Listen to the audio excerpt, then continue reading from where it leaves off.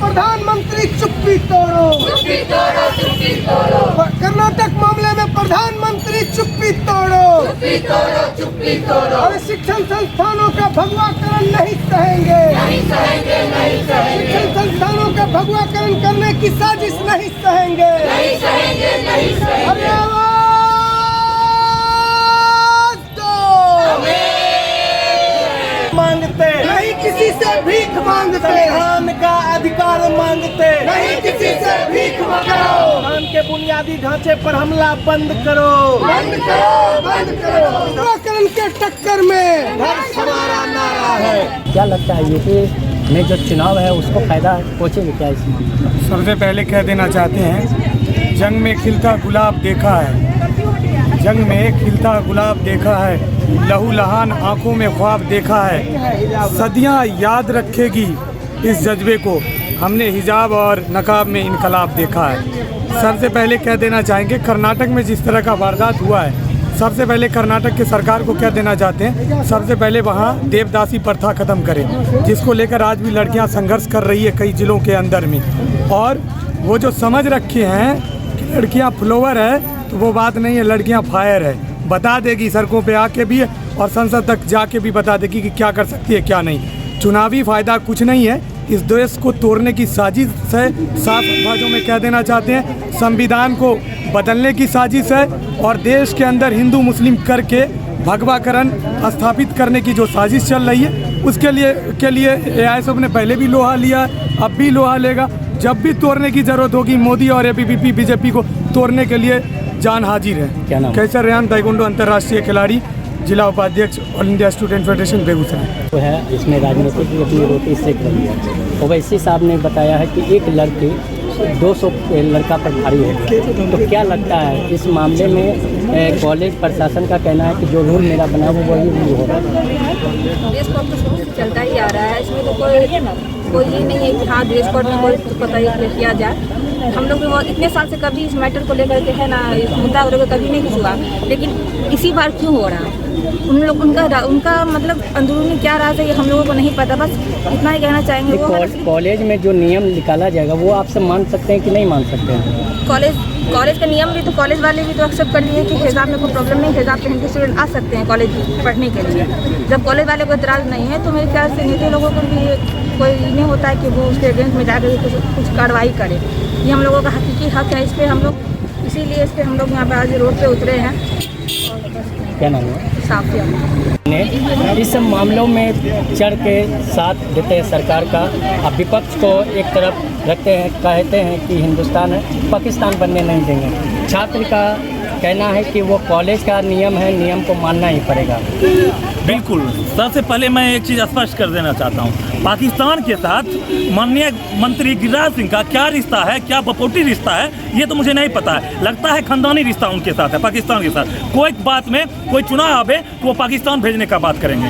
मैं सीधे तौर पर बता देना चाहता हूँ, कर्नाटक के अंदर एक लड़की के ऊपर लगभग 200 से 400 भगवा आतंकवाद आकर उस लड़की को तंग कर रहा था। उस समय जब भगवा लहराने के बदले तिरंगा को नीचे बिक दिया और भगवा लहरा दिया, उस समय गिरिराज सिंह के मुंह में बोली नहीं है, वो अभी तक बाइट नहीं दिया है, न्यूज़ के सामने आकर नहीं बोल रहे हैं। वो सिर्फ क्या बोलेंगे, जब पाकिस्तान भेज देंगे, अमेरिका भेज देंगे। उनका अगर बपोटी रिश्ता है तो घर परिवार का रिश्ता है, वो घर में रखे, क्या जरूरी है पाकिस्तान अफगानिस्तान भेजने का। सीधे तौर पे गिरिराज सिंह को बता देना चाहता हूँ, बेगूसराय जनता ने आपको समझ चुका है, आप ज़्यादा औलबल मत होइए। छात्र को क्या करना है क्या नहीं करना है वो खुद जानता है और करेगा भी।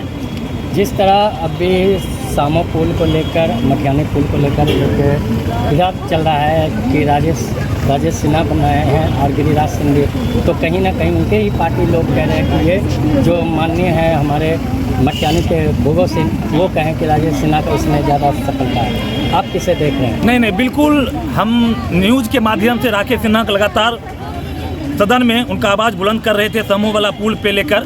गिरिराज सिंह, मैं एक चीज़ बता देना चाहता हूँ, चनपुरा रजौरा और चनपुरा सड़क के बारे में आप जानते होंगे, वो अमिताभ भूषण की देन है। लेकिन जब संसद महोदय जीते और जाकर सबसे पहले ओपनिंग कर दिए, उद्घाटन कर दिए, सीधे तौर पे ये संसद का काम ही है, करेगा कोई मतलब नाम अपना कमाएगा। इसका एक कहावत है, हाथी चले बाजार कुत्ता हो के हजार, ये वही उस टाइप से मंत्री बन चुके हैं। ये सिर्फ बोलते हैं, इनके से कुछ नहीं होता है। अगर होता ये मॉल का ओपनिंग या जूता फटकरी का ओपनिंग या मोबाइल दुकान का ओपनिंग नहीं करते। तो क्या लगता है गिरिराज सिंह इस बयान पर ज़्यादा चर्चा रहते हैं पाकिस्तान के बातों पर? हम तो पहले ही बता दिए, उनका पाकिस्तान से खानदानी रिश्ता है।